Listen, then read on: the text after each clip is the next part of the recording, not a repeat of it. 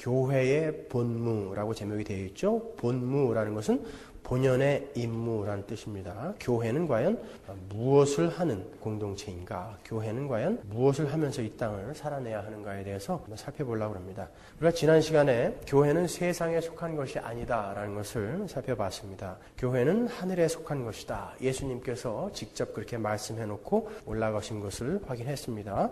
그래서 우리도 하늘에 속한 자들답게 하늘의 것을 추구하는 자가 되어야 한다라는 결론을 맺었죠. 그러면 하늘의 것을 추구한다는 것은 과연 무엇인가? 굉장히 막연하잖아요. 즉, 이 땅에서의 교회의 본무, 교회의 임무는 무엇인가에 대해서 오늘 살펴보도록 하겠습니다. 자, 먼저 우리가 너무나 잘 아는 창조의 목적부터 복습을 하고 넘어가도록 하겠습니다. 우리 교회로는 지금 7개월, 거의 8개월간 우리가 함께 공부한 교리의 총 복습이에요. 그러니까 여러분 잘 새겨 들으셔야 됩니다. 자, 이 우주가 창조되기 전에는 무엇이 있었습니까? 창조의 목적하면 떠오르는 그림이 있죠? 저하고 함께 성경 공부하신 분들은 엽기 있잖아요, 엽기. 이 바를 인간의 역사, 우주의 역사라고 한다면 이 우주가 창조되기 전에는 뭐가 있었을까요? 하나님 나라가 있었죠. 하나님, 삼위 하나님, 성부, 성자, 성령 하나님이 그 충만한 기쁨과 안식과 거룩과 복락을 누리시던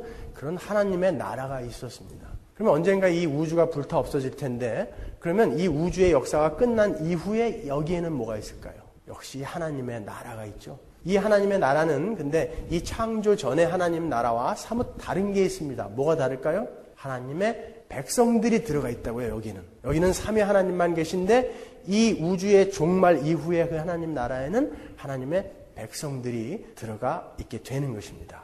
하나님께서 영원 전부터 하나님 나라에서 그 충만한 거룩과 기쁨과 안식 속에 존재하셨습니다. 그런데 그 충만한 거룩과 기쁨과 안식과 복락을 어떤 한 무리하고 공유를 하고 싶으셨다고요, 우리 하나님이. 그러니까 하나님은 하나님의 백성들에게 하나님께서 누리시는 모든 것을 함께 누리게 해주시고 싶으셨어요. 그런데 전지전능하시고 무소부재하신 그 하나님이 시간과 공간의 구애를 받지 않으시는 그분이 시간과 공간의 제한이 없는 그곳에서 무엇을 목적하고 계획하셨다라는 것은 이루어진 것이다, 아니다. 이루어진 것이죠. 그러니까 하나님 나라는 이미 이루어진 거란 말이에요. 그런데 그 능력의 하나님, omnipotence, omniscience, omnipresence의 그 하나님께서 그냥 하나님의 백성들을 뿅 하고 여기로 딱 옮기시면 되는데 왜 굳이 이 우주, 이 인간의 역사를 왜 만들어 놓으셨냔 말이에요. 왜 시간이라는 것을 창조해서 우리 인간을 그 시간을 살아가게 만드시냔 말이죠. 그 목적이 무엇일까요? 다 하나죠. 이 하나님의 백성을 이 우주의 역사, 인류의 역사, 교회의 이 역사를 통해서 하나님의 백성을 하나님의 백성답게 만들어가기 위해서 이 역사는 존재하는 거라고요. 그러니까 우리가 출애굽 사건에서도 민수기에서 사람의 머릿수를 세지 않습니까? 출애굽한 백성들의 머릿수를 세니까 60만 명이었어요. 장정만. 그래서 민수기는 머리를 세었다. 그래서 민수기예요. numbers. 광야에서 이 옛사람들 60만 명, 장정만 60만 명이니까 거의 200만 명이 다 죽었죠. 다 죽고 나중에 민수기 말미에서 인원수를 가나안에 들어가는 인원수를 세니까 몇 명이었어요? 정확히 또 60만 명이었단 말이에요. 그게 무슨 얘기냐면 우리는 광야 같은 이 인생에서 반드시 옛사람이 한번 죽고 새 사람으로 만들어져서 가나안에 들어가야 한다는 것을 보여주는 거라고요. 그러니까 교회는 바로 여러분은 이 땅에서 해야 할 유일한 것이 딱 하나 있는데 하나님의 백성답게 만들어져 가는 거예요. 이 땅에서 여러분들이 무슨 어마어마한 수천만 불 들여서 예배당 지으라고 하나님이 이 땅에 보내신 거 아니고 이 땅에서 여러분 보고 무슨 전도해라 선교해라 보내신 거 아니에요. 그거는 2차적인 문제이고 1차적인 것은 여러분 교회 각자가 하나님의 백성의 그 백성다움, 그 거룩을 향해서 이 땅에서 계속해서 전진해야 되는 거예요. 우리의 거룩을 만들어가는 곳이 바로 우리의 인생이며 역사라는 것입니다. 뻘거벗은 아담과 하와를 계시록 21장 22장에 그 의의 흰옷을 입은 하나님의 백성으로 어떻게 만들어 가시는가가 바로 성경이란 말이에요. 하나님의 목적은 뻘거벗은 아담과 하와를 에덴 동산에서 영원 무궁토록 살게 해주시려고 했던 게 아니라 그에게 선악과를 주셨다는 것은 이 선악과를 통과하면 의의 흰옷을 입을 수가 있었어요. 뻘거벗고 사는 게 아니라. 그런데 여기에서 실패했잖아요. 그래서 하나님이 어떻게 그 흰옷을 입히시는가가 성경의 내용이란 말이에요. 그러니까 하나님은 계시록 21장, 22장에 이 목표를 두시고 뻘거벗은 아담과 하와로부터 시작을 해 나가신 거예요. 뻘거벗은 아담과 하와가 선악과를 먹는 바람에 하나님의 목표가, 하나님의 계획이 무산이 돼가지고 또 다른 방법을 만들어내시고 또 다른 방법을 만들어내시고 해서 의의 흰옷을 입히는 게 아니라 목표는 여기였단 말이에요. 여기였는데 하나님이 지금 뻘거벗은 아담과 하와가 어떻게 의의 흰옷을 입게 되는가를 보여주는 게 성경이고 여러분은 바로 그 삶을 살아내야 하는 게 교회의 임무라고요. 그러니까 하나님의 백성들, 교회는 이 땅에서 무슨 업적 쌓는 게 아니라 하나님의 거룩한 백성으로 지어져 가기만 하면 되는 것입니다. 골로새서 1장 21절로 갑니다. 전에 악한 행실로 멀리 떠나 마음으로 원수가 되었던 너희를 이제는 그의 육체의 죽음으로 말미암아 예수께서 죽으심으로 말미암아 무엇이 되었죠? 화목해 하사 하나님과 화목해 되어서 너희를 거룩하고 흠없고 책망할 것이 없는 자로 그 앞에 하나님 앞에 세우고자 하셨으니 그게 하나님의 목적이라고요. 우리가 이 땅에서 해야 할 일은 그 거룩한 자로 지어져 가는 거예요. 돈이 있으면 있는 대로 없으면 없는 대로 그것이 우리의 거룩의 방법이 되는 거예요. 거룩을 만들어가는 수단이 되는 거라고요. 자, 하나님의 교회를 향하신 목적은 우리 교회를 거룩하고 흠이 없고 책망할 것이 없는 자로 하나님 앞에 세우는 것입니다. 왜요? 우리는 그 하나님이 살고 계신 천국에서 살 자들이기 때문에 그 하나님과 똑같은 속성이 있는 자로 변화되어야 되기 때문에 그래요. 마태복음 5장 48절에 보면 그러므로 하늘에 계신 너희 아버지의 온전하심과 같이 너희도 온전하라 그러죠. 우리는 그런 온전한 거룩이 없으면 하늘나라에 못 살기 때문에 우리는 그 거룩한 자로 이 땅에서 지어져 가는 거예요. 물론 완전한 성화가 이루어지진 않죠. 그러나 우리는 달려가야 되는 거예요. 왜요? 성경이 그렇게 우리에게 요구하고 있고 명령하고 있기 때문에 그렇습니다. 여러분 조나단 에드워드처럼 살 수는 없을까라는 책을 제가 벌써 한 4, 5년 전에 읽었어요.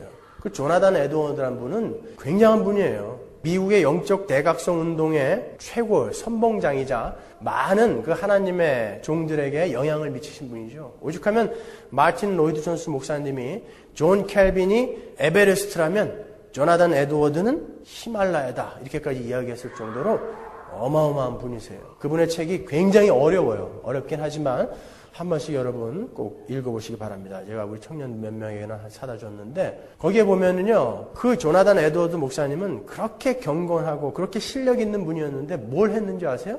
매일같이 이 노트에다가 자기가 그리스도인으로서 해야 할 일, 하지 말아야 할 일, 금해야 할 일을 정확히 적었대요. 목록을.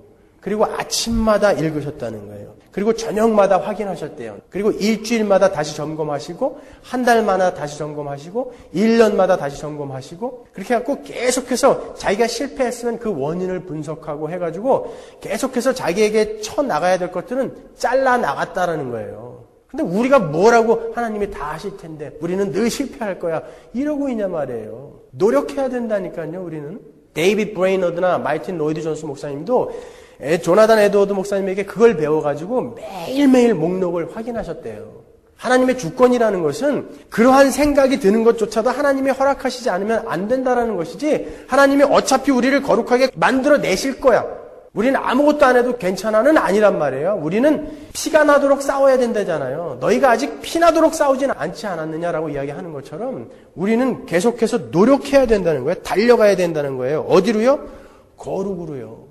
결국 우리는 하나님께서 요구하시는 그 수준까지 가게 될 거라고요. 에베소서 4장 13절에 보시면 우리가 다 하나님의 아들을 믿는 것과 아는 일에 하나가 되어 온전한 사람을 이루어 그리스도의 장성한 분량이 충만한 데까지 이르리니 당연히 이를 거란 말이에요. 거기까지. 당연히 이를 거지만 우리에게는 책임과 의무가 있는 거예요. 달려가야 되는 거예요. 이 목표를 향해서. 우리는 예수를 믿으면 금방 성인이 될 거라는 그런 착각을 한다고요. 사도 바울이 고린도 교회에게 편지를 보낼 때 그들을 가르쳐서 신자다, 성도다라는 말을 쓰는 것을 서슴지 않습니다. 전편에 걸쳐서 고린도 교회야 너희는 신자며 성도다. 너희는 교회다라고 이야기한다고요. 근데 고린도 교회의 문제점이 뭐였죠? 교회의 문제점이에요. 근친상간을 하고 있었고 파벌을 만들어서 싸우고 있었고 우상을 섬기고 있었어요. 은사 문제로 아주 복잡했다고요. 거기에다 대놓고 신자다, 성도다 한다고요. 마음의 위로가 되시죠? 이 이야기는요. 자라야 되는 단계가 있다라는 거예요. 우리에게는요. 그러니까 노력해야 된다는 것이죠. 하나님은 무슨 업적을 쌓는 것에 대해서 책망하신 적은 없어요. 성경에서. 그러나 우리가 하나님의 자녀다움을 소홀히 할 때 그리스도인으로서의 성품이나 인격에 미달될 때는 늘 경고하셨다고요. 히브리서에서도 이러한 이야기가 있습니다. 히브리서 5장 12절로 가시면 시간으로 보면 여러분은 이미 교사가 되었어야 할 터인데 하나님의 말씀의 초보적 원리를 남들에게서 배워야 할 처지에 다시금 놓여 있습니다. 무슨 이야기냐면 너희들은 예수 믿은 지 그렇게 오래됐는데 그러면 이제 선생이 되어 있어야 될 텐데 어떻게 아직도 학생이냐? 그러는 거예요.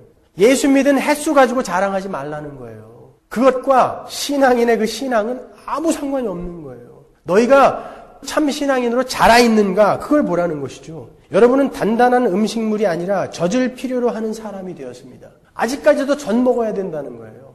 젖을 먹고 사는 사람은 누구나 다 어린 아기이므로 옳은 가르침에 익숙하지 못합니다. 그들은 옳게 가르치면 교회를 나간다니까요. 그러니까 아무리 신앙생활 오래 한 사람들이 예배당에 앉아 있어도 복음이 뭔지를 못 알아듣는 거예요. 자기들에게 좋은 말 안 해주면 다 나가버리는 거예요. 여러분 우리에게는 고난이 필요합니다. 얘기하면 야 교회가 여기 한 군데뿐이냐? 딴 데 좋은 얘기 많이 해주는데 뭐하러 여기 있냐? 젖먹이란 말이에요. 그분들은요. 횟수가 문제가 아닙니다. 어떤 사람이 되어 있느냐가 중요한 것이죠. 그런데 많은 사람들이요. 교회가 이 땅에서 무언가 큰 업적을 이루어서 하나님의 일을 도와야 되는 것으로 착각한다고요. 그리고 우리가 하나님의 일을 해서 하나님의 점수를 따야 된다고 생각한다니까요. 뭐 꿈들은 크죠. 아프리카를 내게 주십시오. 중국을 내게 주십시오. 주면 어떻게 할 건데요? 준비돼 있으세요, 여러분? 그거 주시면 어떻게 할 거예요? 가서 뭘 가르치실 건데요? 중국 주시면 뭐 가르치실 거예요? 목표 세우고 기도했더니 돈이 착착착착 들어오더라. 그거 가르치실 거예요? 그 예수님이에요? 그 하나님이냐고요? 예수를 아셔야죠, 먼저. 그러면 목표 세우고 기도 응답 안 된 사람은 다 참된 그리스도인 아닌가요? 심지어 우리 구원도 우리가 뭔가를 해서 하나님께 점수를 얻어야 가능한 것이냐 그렇게 오해하는 사람들이 있습니다. 우리는 그들을 이단이다라고 이야기합니다. 구원이 전적인 하나님의 은혜라는 건요. 기독교의 핵심이에요. 그 핵심을 손상시키는 그러한 교리는 절대 용납이 안 되는 것입니다. 그들은 이단입니다. 마태복음 7장 13절로 가겠습니다. 좁은 문으로 들어가라. 멸망으로 인도하는 문은 크고 그 길이 넓어 그리로 들어가는 자가 많고 생명으로 인도하는 문은 좁고 길이 협착하여 찾는 이가 적음이니라. 거짓 선지자들을 삼가라. 양의 옷을 입고 너희에게 나오나 속에는 노략질하는 일이라. 그럽니다. 거짓 선지자들 이야기를 하죠. 그 앞에는 뭐예요? 좁은 문으로 들어가라. 거짓 선지자들은 무엇을 이야기한다는 거예요? 생명과 관계없는 넓은 문을 제시한다는 거예요. 그러면 이 구절만 보면 우리가 좁은 문으로 들어가기를 노력해야 되는 것처럼 우리가 오해할 수 있죠. 누가복음 13장 23절로 갑니다. 혹이 여짜오되 주여 구원을 얻는 자가 적으니까 저희에게 이르시되 좁은 문으로 들어가기를 힘쓰라. 내가 너희에게 이르노니 들어가기를 구하여도 못하는 자가 많으니라. 들어가라고 해놓고 들어가기를 힘써도 들어가기를 노력해도 못 들어가는 자들이 있다는 거예요. 그럼 뭐예요? 약 올리시는 거예요? 뭐예요 이게? 좁은 문이 뭐예요 도대체? 이 땅에서 열심히 우리가 뭔가 업적을 이뤄내는 노력하는 결단하는 그런 것들인가요? 요한복음 10장 7절로 갑니다. 그러므로 예수께서 다시 이르시되 내가 진실로 진실로 너희에게 이르노니 나는 양의 문이라. 그 좁은 문이 누구예요? 예수님이라 말이에요. 예수님. 나보다 먼저 온 자는 다 절도요 강도니 양들이 듣지 아니하였느니라. 내가 문이니 누구든지 나로 말미암아 들어가면 구원을 얻고 또는 들어가며 나오며 꼴을 얻으리라. 도적이 오는 것은 도적질하고 죽이고 멸망시키려는 것뿐이요 내가 온 것은 양으로 생명을 얻게 하고 더 풍성히 얻게 하려는 것이라. 오직 그 예수, 기복이라든지 신비라든지 이런 걸 가지고 기독교를 설명하는 자들은 다 도둑놈들이라는 거예요. 일이라는 거예요. 죽이고 멸망시키려고 온 자들이라는 거예요. 오직 예수만 전하라는 거예요. 예수만. 그래서 제가 매 주일마다 예수만 이야기하는 거예요. 어떤 분들은 뭐 맨날 한 얘기 또 하고 한 얘기 또 하고 예수 얘기만 하냐? 딴 얘기 좀 해주지. 근데 죽을 때까지 저는 예수 이야기밖에 할 수가 없어요. 여러분 찬송가는 잘 부르시잖아요. 평생에 듣던 말씀, 평생 동안 듣던 말씀 또 해주시오. 그렇게 찬송은 하시지 않습니까? 내가 이미 다 아는 것 같은 그 얘기 또 해주시오 라고 찬송하시지 않아요? 우리가 이따 찬송할 건데 그거. 예수 이야기는 듣고 또 들어도 감동스러운 게 그 예수 이야기예요. 정말 여러분이 예수에 대해서 다 아시기 때문에 그렇게 이야기하시는 거예요. 어떤 한국의 유명한 목사는 여러분 예수에 대해서는 이미 다 아시지 않습니까? 뭘 그걸 교회까지 와서 들으시려고 그럽니까? 여기서는 제가 다른 좋은 이야기 해드릴게요. 어떻게 하면 이 땅을 도덕적으로 윤리적으로 선행을 해가면서 잘 살 수 있는가? 이런 얘기를 교회에서 해줘야 되냔 말이에요. 아니요. 예수에 대해서만 이야기하는 거예요. 예수에 대해서만. 우리가 들어가야 할 좁은 문은 바로 예수 그리스도인 것입니다. 그 좁은 문은 노력해서 열심히 업적을 쌓아서 들어갈 수 있는 문이 아니라고요. 그것은 우리가 힘써 노력하고 요구할 수 있는 것이 아니라 예수께서 전적인 은혜로 우리에게 선물해 주시는 것입니다. 에베소서 2장 8절에 너희가 그 은혜를 인하여 믿음으로 말미암아 구원을 얻었나니 이것이 너희에게서 난 것이 아니요 하나님의 선물이라 행위에서 난 것이 아니니 이는 누구든지 자랑치 못하게 함이니라 라고 정확하게 이야기하고 있지 않습니까? 성경이요. 우리가 어디서부터 착각을 하냐면 우리는 뭔가 다른 사람들하고 달라서 구원을 받은 거라고 생각해요. 그래서 우리는 이미 구원을 얻을 만한 실력이 있는 사람이기 때문에 이제 뭔가 하나님을 위해서 일을 해야 된다고 생각한다니까요. 우리는 뭔가 달라서 구원을 받은 것이 아니라 다른 죄인들과 똑같았는데 똑같이 죄인이었는데 우리가 이해할 수 없는 그런 은혜가 우리를 뚫고 들어와서 우리를 구원해 내신 거라고요. 그래서 우리는 구원받은 죄인으로서 거룩을 향해서 이제 달려가야 되는 거예요. 구원을 받았기 때문에. 그 거룩을 향해서 가는 것이 우리의 일이라고요. 여기에서 뭔가 여러분이 하나님을 돕겠다라는 생각을 이제는 다 버리시라고요. 그러면 아무 일도 하지 말란 말입니까? 그건 아니에요. 계속 한번 들어보세요. 교회는 거룩하기 때문에 불러낸 것이 아니라 거룩하게 만들기 위해서 불러낸 거예요. 이스라엘 사람들이 착각한 게 뭐냐면 지금도 착각하는 게 뭐냐면 자기들은 뭔가 다른 의인이었기 때문에 애굽에서 건져냈다라고 생각하고 있어요. 그렇기 때문에 예수님이 오셨을 때 그들이 이해를 못한 거예요. 아니 우리는 의인이고 율법을 지키는 의인이고 저들은 죄인인데 예수님이 죄인을 위해서 왔다라고 하니까 이해가 안 가는 거예요. 똑같은 죄인이었어요. 하나님은요 애굽을 사용해서 교회를 설명할 수도 있었어요. 하나님은 아수르를 들어서도 교회를 설명할 수도 있었어요. 이스라엘은 그걸 놓친 거예요. 이스라엘이 뭐가 잘났기 때문이 아니라 신명기에 나오는 것처럼 수요가 적은 연고로. 그 말이 무슨 뜻입니까? 아무 근거가 없다는 거예요. 똑같은 죄인들이었다고요. 그런데도 불구하고 하나님이 은혜로 누구를 건져내서 교회로 삼아주셨다는 게 복음이란 말이에요. 그래서 그들을 거룩하게 만들어서 가나안에 데리고 들어가는 거예요. 그래서 광야에서 계속 패시는 거예요. 그들이 우상을 섬기고 하나님을 시험하고 할 때마다 하나님이 몇만 명씩 죽여버리죠. 그것이 바로 우리의 삶에서 천국에서는 전혀 필요 없는 그러한 못된 습성, 악한 성품 이런 것들이 나올 때마다 하나님이 계속 치신다는 거예요. 우리도 바로 그런 unconditional election, 우리를 불러내셔가지고 거룩하게 하나님이 만들어서 하나님 나라에 데리고 들어가기 위해서 우리를 이 시간에 역사에다가 던져 넣으신 거예요. 그러니까 우리가 해야 할 일은 이 땅에서 옛사람을 죽이는 거, 하나님 나라에서 필요 없는 것들을 다 깨부셔 없애버리는 거, 그게 유일한 교회의 본무라고요. 거룩한 자들을 끌어냈으면 왜 제일 처음 하나님이 시내산으로 데리고 갔겠냐고요. 시내산에서 율법을 주셨죠. 뭐예요? 너희들은 이제 내가 건져냈으니까 이제 거룩한 자가 되어라. 율법을 지키는 자들이 되어라라고 시내산으로 먼저 데리고 가셨다고요. 그들이 의인이었으면 뭐하러 그런 율법을 주십니까? 거기에서. 마찬가지예요. 여러분들도 이제 하나님이 이렇게 살아라라고 여기에서 그렇게 누누이 이야기해놓은 그 방법대로 살아내셔야 되는 거예요. 안 그러면 직사에 두들겨 맞는 거예요. 이스라엘처럼. 전염병으로, 적들의 공격으로 이스라엘이 계속 두들겨 맞죠. 왜요? 그들에게서 잘라내야 할 것들을 다 잘라내버리고 심지어는 다 죽여버리고 새로 만들어서 들어가신단 말이에요. 가나안에. 그러니까 우리는 여기에서 그 거룩을 향해서 달려가는 거예요. 우리는 어떤 마음으로 신앙생활을 하냐면요. 우리가 하나님을 도와서 하나님 나라를 완성해야 된다라고 그렇게 생각을 해요. 마치 우리가 움직이지 않으면 하나님의 손발이 묶일 것 같은 그런 생각을 한다고요. 그런 행위는 하나님의 분노만 격발케 한다는 것을 우리가 성경에서 누누이 확인하잖아요. 그럼에도 불구하고 그런다니까요. 그게 바로 인간의 죄 때문에 그래요. 인간의 죄가 뭡니까? 아무리 하나님이라 해도 내가 그분이 그냥 거저주는 거는 내가 받을 수 없다라는 거예요. 뭔가 나도 돕고 싶다는 거예요. 그게 바로 원죄 아닙니까? 원죄. 첫 시간에 살펴본 우리 베드로의 이야기를 한번 보시라고요. 베드로가 뭐라고 그럽니까? 그는 오직 예수 그리스도의 죽음으로만 우리가 구원될 수 있다는 것을 몰랐어요. 그러니까 예수님이 가시는 길을 막아섰다고요. 자기들이 뭔가 할 일이 있다라고 믿었다고요. 그러니까 예수님이 베드로를 향해 뭐라고 합니까? 사탄아, 내 뒤로 물러가라 그래요. 그리고는 곧 뭐라고 이야기하세요? 마태복음 16장 27절에 인자가 아버지의 영광으로 그 천사들과 함께 오리니 그때에 각 사람의 행한 대로 갚으리라 그러죠. 그러면 베드로 네가 한 행위는 지금 그거는 꽝이다라는 거 아니에요.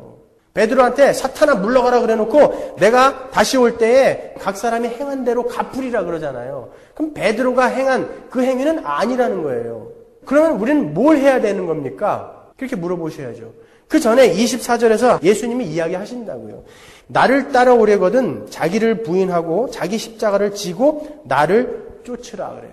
뭘 하라는 게 아니라 이러한 사람으로 변해라는 거예요. 예수님이 그렇게 사신 것처럼 너희들도 남을 나보다 낮게 여기고 자기가 원하는 것이 아니라 하나님이 원하시는 그 삶을 살아내겠다고 하는 자기를 부인하는 그 삶, 그리고 오직 예수로만 살겠다라는 그 자기 부인과 십자가의 그 삶, 그 삶을 살아내는 사람이 되라는 거예요. 그러니까 신앙생활이라는 것은 doing의 문제가 아니라 being의 문제란 말이에요. 우리가 뭘 하는 게 아니라 우리가 어떤 사람으로 되어가느냐가 문제라는 말이에요. 나를 위해서 뭘 하겠다고 나를 위한답시고 십자가를 가로막고 서는 그런 행위하지 말라는 거예요.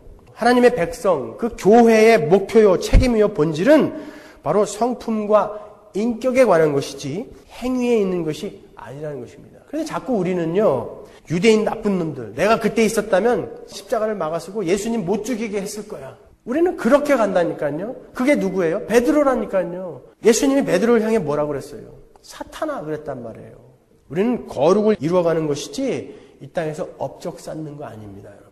내가 평생 몇 명을 전도했고 가가지고 빵 공장 몇 개를 지었고 교회를 몇 개 개척했고 마태복음 7장 21절에 보세요. 나더러 주여 주여 하는 자마다 천국에 다 들어갈 것이 아니요 다만 하늘에 계신 내 아버지의 뜻대로 행하는 자라야 들어가리라. 그날에 많은 사람이 나더러 이르되 주여 주여 우리가 주의 이름으로 선지자 노릇하며 주의 이름으로 귀신을 쫓아내며 주의 이름으로 많은 권능을 행치 아니하였나이까 하리니 그때에 내가 저희에게 밝히 말하되 내가 너희를 도무지 알지 못하니 불법을 행하는 자들아 내게서 떠나가라 하리라. 우리가 행해야 하는 것은 아버지의 뜻대로 행해야 하는 것이지 선지자 노릇하고 귀신 쫓아내고 수많은 권능을 행한 것, 그것은 교회의 본질이 아니라는 거예요. 그것을 한 사람도 지옥에 가더라는 것이죠. 그게 본질이 아니라 너희가 어떤 사람이 되어 있느냐가 중요한 거예요.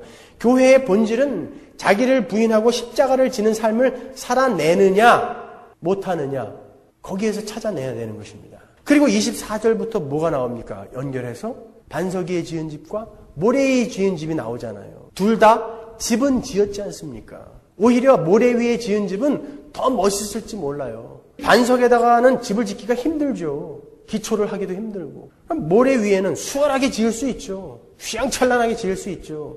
둘 다 집은 지었는데 나중에 심판때가 되니까 모래 위에 지은 집은 날아가 버리더라는 거예요. 그건 뭐예요? 이 땅에서 너희들이 무슨 행위를 하느냐가 중요한 것이 아니라 무엇을 근거로 그 행위를 했느냐가 중요하다는 거예요.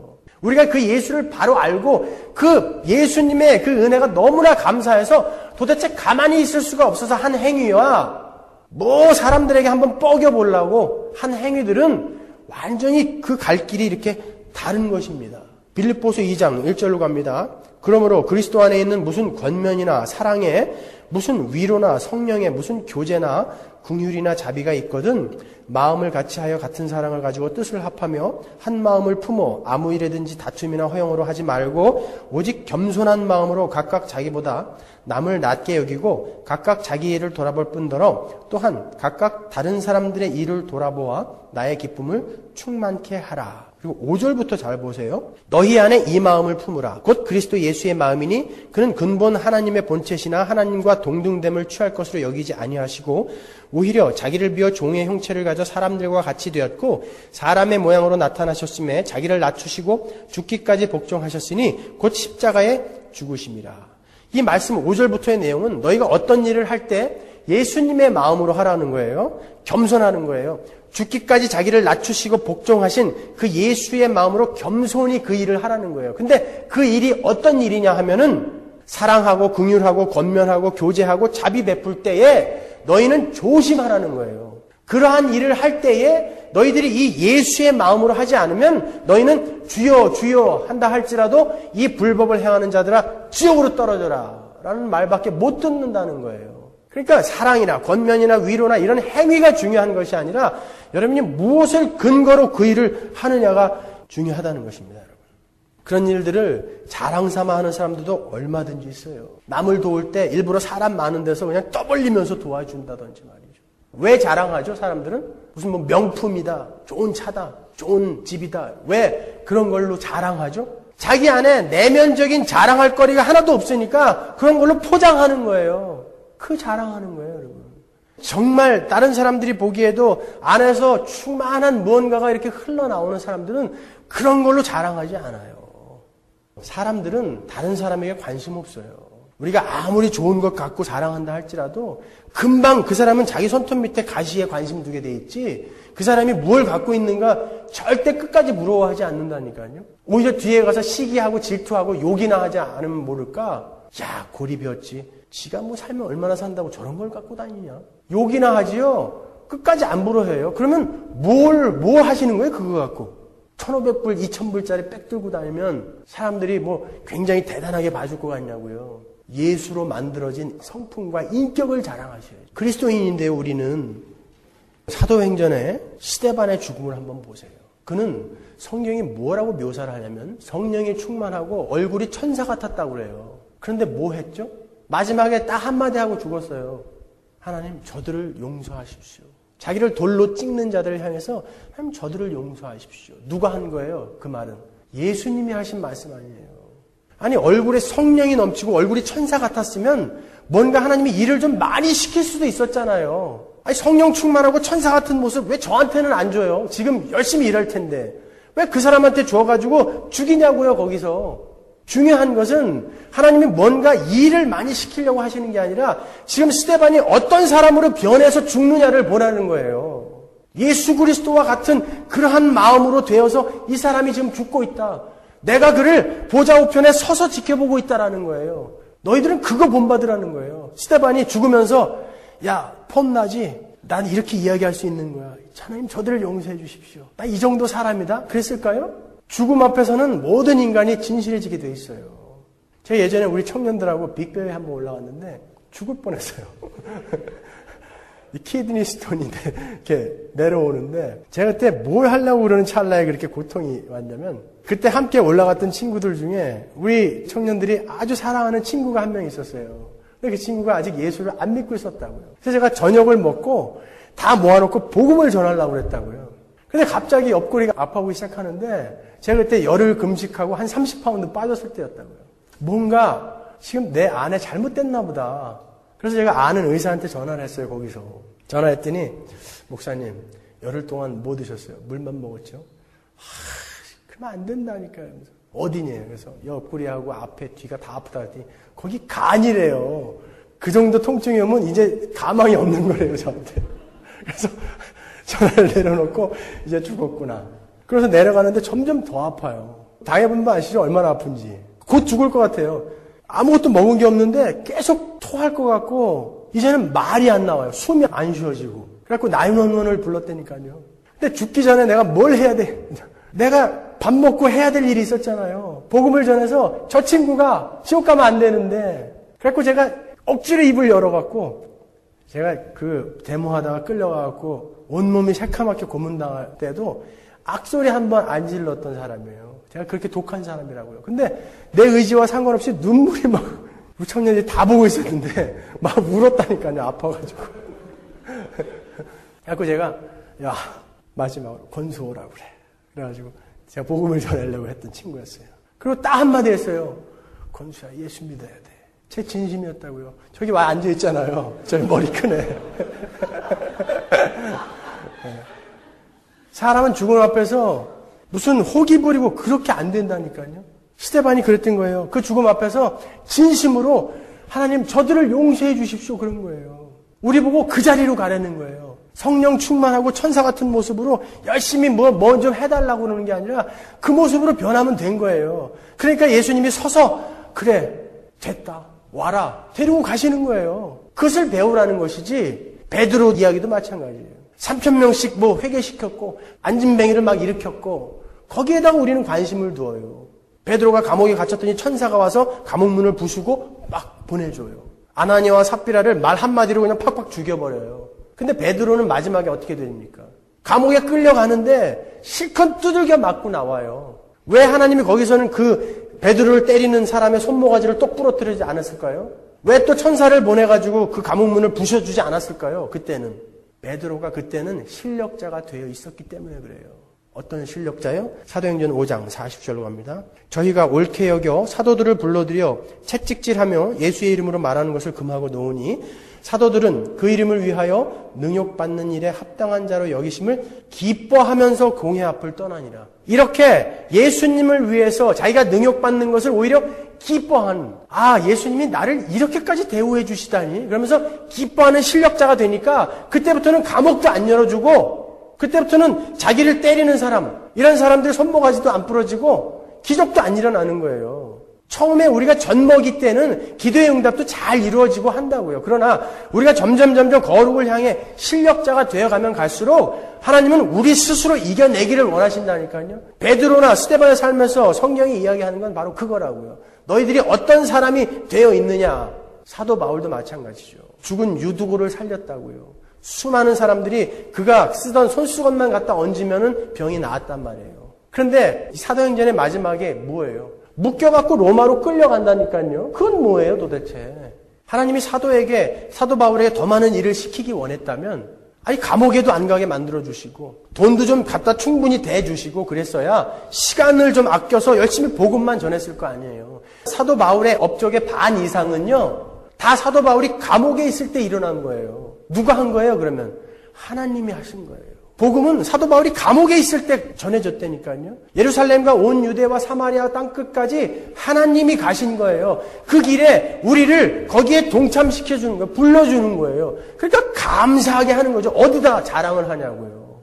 교회 안에서 어떤 직분을 맡고 선교를 하고 구제를 하고 하나님이 거기에 나를 이렇게 불러주신 것, 그게 감사하니까 목숨 걸고 하는 거예요. 하나님이 시키신 거니까. 그걸 어떻게 확인해요? 성경에서 하나님이 이런 일 하라고 하셨으니까 예수를 확실히 아는 자들은 이제 목숨 걸고 가는 거예요. 어떤 자기의 작은 그런 문제들이 닥쳤을 때 타협하지 않고 끝까지 가는 게 바로 예수를 바로 아는 자들이 하는 교회의 일이라고요. 우리가 거룩한 자로 만들어져 가면서 그 길에서 선교도 하고 순교도 하고 구제도 하고 봉사도 하는 거예요. 내가 이렇게 일했는데 목사가 안 알아줘? 제가 알아주면 뭐가 달라져요, 여러분?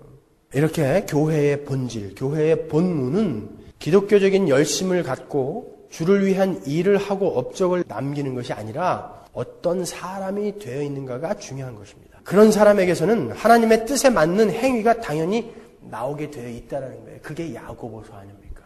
여러분, 하나님은 우리가 목표이시지 우리를 이용해서 어떤 일을 하시고자 하는 게 하나님의 목적이 아니라고요. 요한복음 6장 28절로 갑니다. 저희가 묻되 우리가 어떻게 하여야 하나님의 일을 하오리이까? 예수께서 대답하여 가라사대 하나님의 보내신 자를 믿는 것이 하나님의 일이니라. 여러분 이런 구절은 안 보시나 봐요. 하나님의 일이 뭐라고 그래요? 예수를 믿는 것 이외에 니들이 할 거는 아무것도 없다는 거예요. 일단 니들이 예수만 믿게 되면 바른 예수를 알게만 되면 예수를 바로 믿기만 하면 너희들이 하지 말라고 해도 당연히 니들 삶에서 일이 나온다는 거예요. 그러니까 우리가 뭘 먼저 해야 되냐 말이에요. 뭘 해서 하나님께 점수를 따려고 하는 게 교회의 본무, 교회의 임무, 교회의 책임이 아니라는 거예요. 여러분.